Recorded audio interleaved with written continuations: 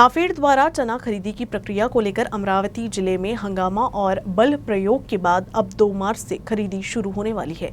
जिले में चना उत्पादक किसान अपनी उपज को बेचने के लिए खरीदी केंद्र के बाहर ही रात गुजार रहे हैं। अमरावती जिले में नाफेड द्वारा चना खरीदी के लिए किसानों की भीड़ और हंगामे की खबर तो 2 दिन पहले सुर्खियों में थी। अब 2 मार्च से नाफेड द्वारा चना खरीदी की प्रक्रिया शुरू होगी, लेकिन यहाँ अपनी उपज को बेचने के लिए आए किसान वापस अपने घर लौटे ही नहीं, बल्कि थोड़े मुनाफे के लिए यही बाहर में रात गुजार रहे हैं। ऐसे में तो ये तय है कि जैसे ही चना खरीदी की प्रक्रिया शुरू होगी, वैसे ही फिर से भीड़ बढ़ जाएगी। दिनांक 2/3/2023ला नाफेड चालू होणार आहे हे आम्हाला पत्र आज 5-5:30 वाजता व्हॉट्सअपवर मिळालं। त्याच नियमानं आम्ही आजपासून कृषी उत्पन्न बाजार समितीमध्ये नंबर बसलेलो आहे शेतकरी, कारण का याचे 50-100-200 पट्टे आले, याचे नंबर चालले जाते। मागच्या वर्षी 2215वर यायचा नाफेडचा पैसा आम्हाला कबूल केला, पण यायचा मिळाला नाही। तेव्हा तुम्हाला 500 रुपये खात्यावर येईल ते त्यांनी आश्वासन दिले। 2022 नंबर झाल्यावर अजून 1 रुपया मिळाला। त्याचनुसार आता कमीत कमी 3000 नंबर तरी लागू शकते या 300-400 रुपये। तशी ही जी आज गडबड झाली, अगोदर जे चालू करायला पाहिजे होतं त्या कारणानं शेतकऱ्यांची दिशाभूल होत आहे आणि शेतकऱ्यांना जो यावर्षी मालाचा फटका बसला, उत्पन्न कमी आणि भावसुद्धा कमी असल्यामुळं हरेक मालात कापूस, सोयाबीन, तूर आणि चना यामुळे कास्तकार 3 दिवस ते 4 दिवस रात्र काढायला तयार आहे। ही परिस्थिती झाली तेव्हा शासनाने याच्यावर काहीतरी तोडगा काढून लवकरात लवकर निर्णय घ्यावा। शिक्षकों द्वारा 12वीं बोर्ड परीक्षा के मूल्यांकन का बहिष्कार करने के कारण राज्य में लाखों उत्तर पुस्तिकाओं का मूल्यांकन रुका हुआ है। शिक्षकों की मांग को लेकर अभी तक कोई भी सकारात्मक हल नहीं निकाला है, जिससे शिक्षक महासंघ ने उत्तर पुस्तिकाओं का मूल्यांकन नहीं करने का निर्णय लिया है। अमरावती विभाग में 12वीं कक्षा के 1,42,561 छात्र परीक्षा दे रहे हैं और राज्य में 7 लाख से अधिक विद्यार्थी इस परीक्षा में शामिल हुए हैं, लेकिन इन सभी विद्यार्थियों का पेपर अभी तक जांच के लिए खुला भी नहीं है।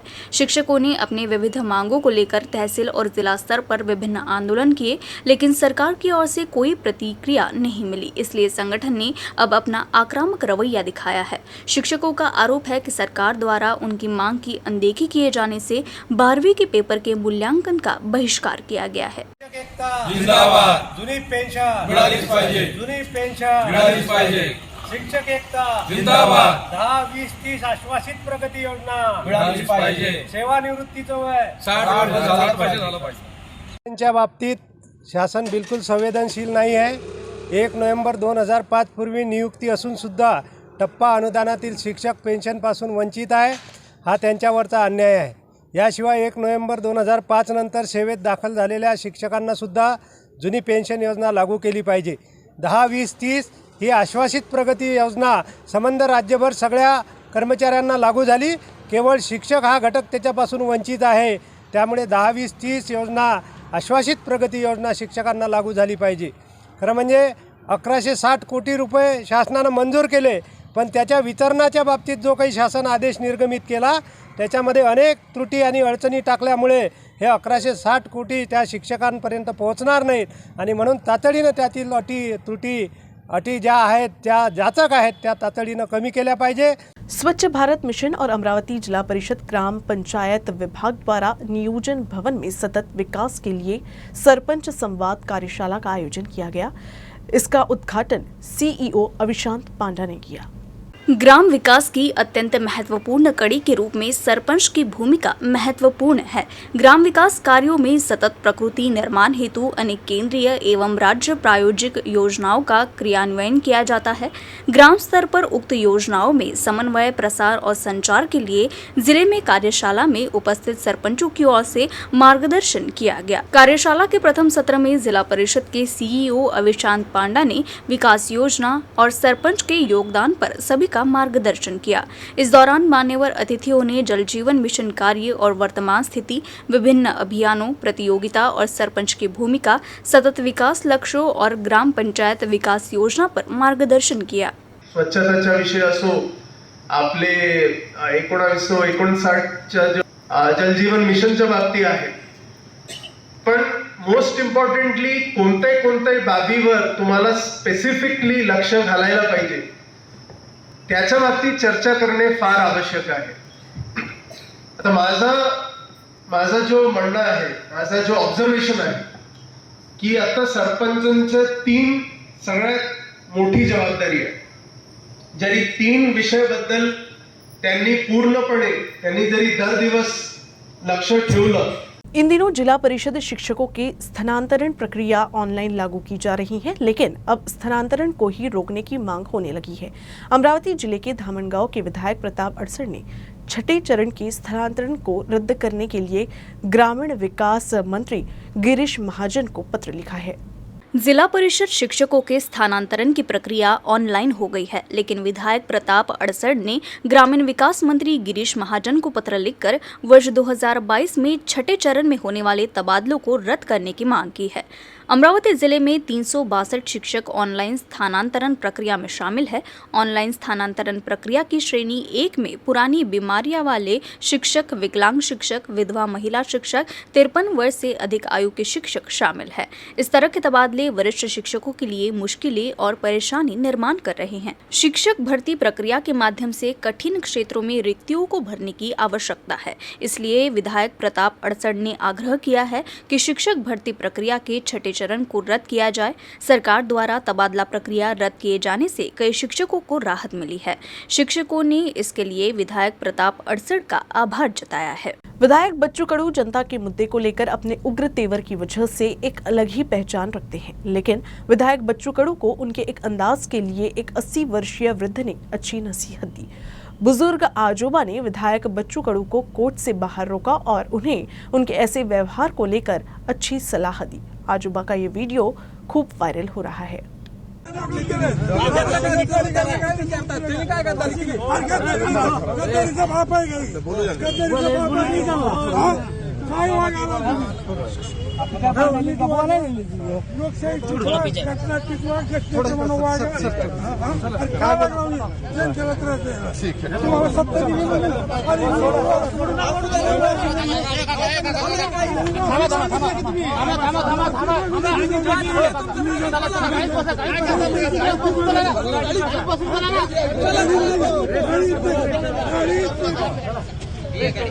काय झालं मामा? काय झालं? काय केलं आमदार?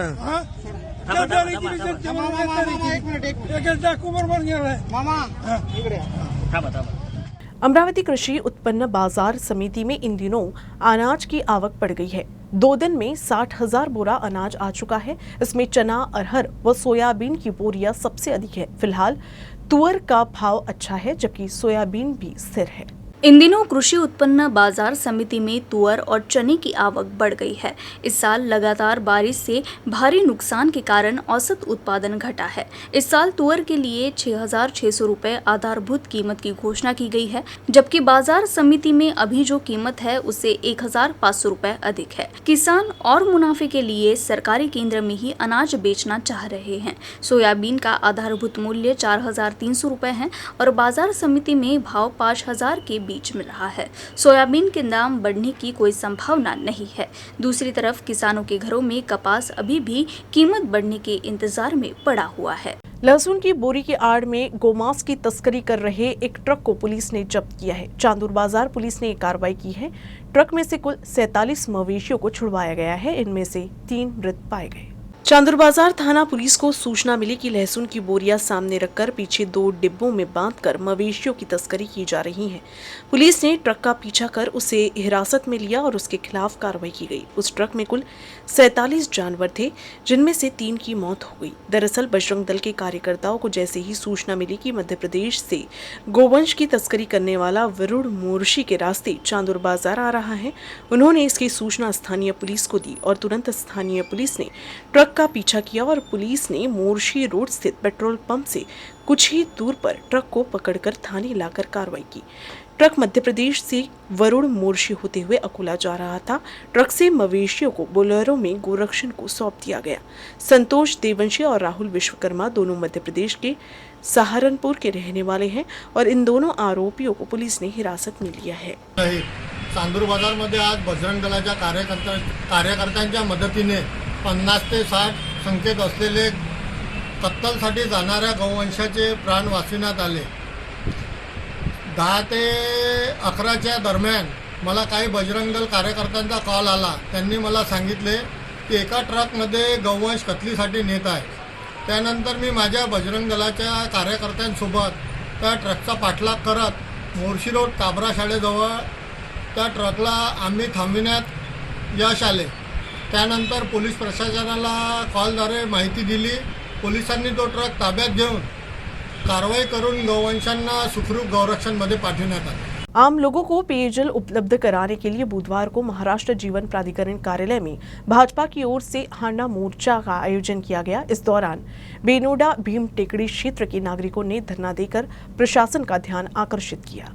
भाजपा पदाधिकारी मनीष पाटिल के नेतृत्व में महाराष्ट्र जीवन प्राधिकरण कार्यालय में निवेदन देकर ध्यान आकर्षित किया गया.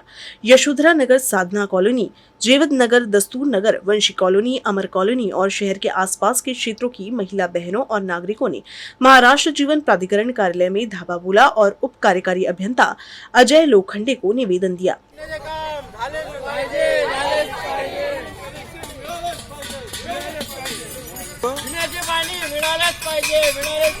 त्यासाठी स्पेशली म्हणजे आता काय करणार ते सांगा. या भागासाठी आपण आता 7.5 लिटर टाकीचं बांधकाम सुरू करण्यात आहे.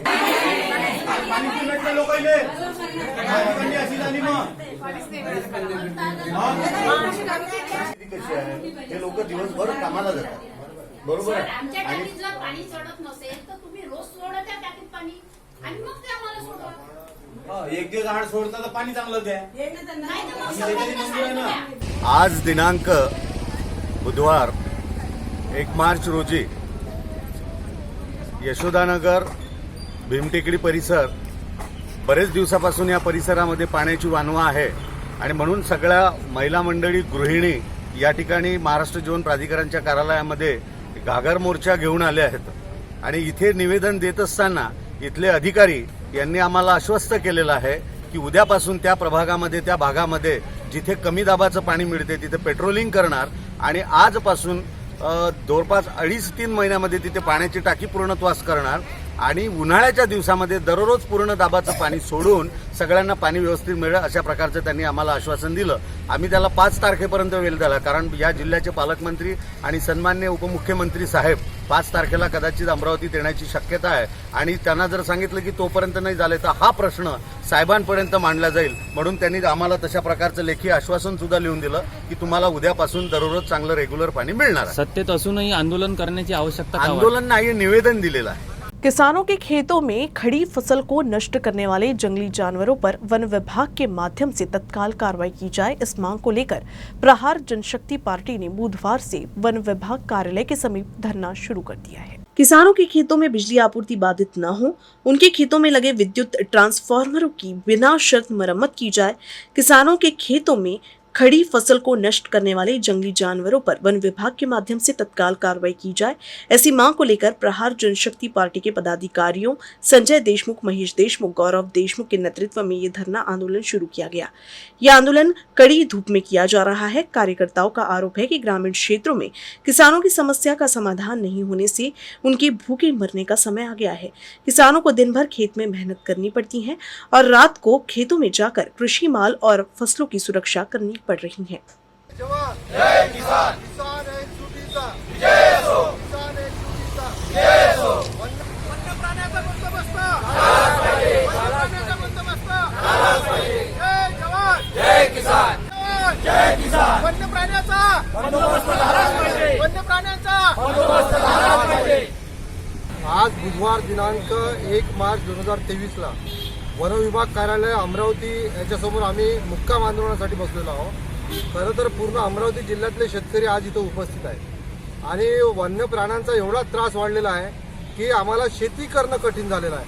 अनेक शेतकऱ्यांनी शेती सोडून दिली, अनेक शेतकरी दुसरं पीक घेत नाही. शेतकरी दिवसभर शेतीमध्ये काम करतो आणि पुन्हा शेतकऱ्याला पीक संरक्षणासाठी संध्याकाळी शेतात जावं लागते. अशा या दुपट्टी कार्यक्रमामध्ये अनेक शेतकऱ्यांचा जीव देखील गेला आहे. कधी साप चावून मेला तर कधी रोह्यानं घोळलं, कधी डुकरानं घोळलं. आमचं हेच म्हणणं आहे का या वन्य प्राण्यांचा वन विभागाने बंदोबस्त करावा आणि आम्हाला सुखानं शेती करू द्यावी. कारण की शेतकरी जोमानं पीक पिकवतो. एकाकडे नैसर्गिक आपत्तीला तोंड देऊन शेतकरी पीक पिकवतो, परंतु हातात आलेलं पीक रोही, डुक्कर आणि रोह्यासारखं हे वन्य प्राणी खाऊन जातात. दैनंदिन गरजा कशा भागवाव्या हे शेतकऱ्याला चिंता लागलेली आहे. त्यामुळे आज आम्ही इथं मुक्काम आंदोलनाला बसलो आहे. जोपर्यंत वन विभाग यावर योग्य तोडगा काढत नाही तोपर्यंत आम्ही इथं हटणार नाही, अशा प्रकारचा आमचा निर्धार आहे. अमरावती में जिला स्तरीय कृषि महोत्सव बुधवार से शुरू हो गया। महिला आर्थिक विकास निगम के सहयोग से कृषि विभाग और कृषि प्रौद्योगिकी प्रबंधन प्रणाली ने सांसद नवनीत राणा और सांसद अनिल बोंडे द्वारा अमरावती में प्राकृतिक कृषि बाजरा और जिला स्तरीय कृषि महोत्सव का उद्घाटन किया है। इसी के तहत कृषि प्रौद्योगिकी, जैविक उत्पाद, महिला स्वयं सहायता समूह, कृषि आदान आदि पर चर्चा की जाएगी। ये महोत्सव 5 मार्च तक चलेगा। कृषि विभाग ने किसानों व नागरिकों से महोत्सव में आने की अपील की है। माननीय डॉक्टर अनिल बोंडे सन्माननीय खासदार सहभागी व्हावं. दीपज्योती परब्रह्म आणि माझ्या बळीराजाला सुगीचे दिवस. अनिलजी बोंडे साहेब यांनी सहाय्यक जिल्हाधिकारी तथा उपविभागीय अधिकारी केवळ आंतरराष्ट्रीय मिलेट्स ईयर पुनः एकदा मान्यवरांचा. न्यूज रूम से बस इतना ही। खबरों का सिलसिला यूं ही चलता रहेगा। आप देखते रहिएगा UCN न्यूज अमरावती।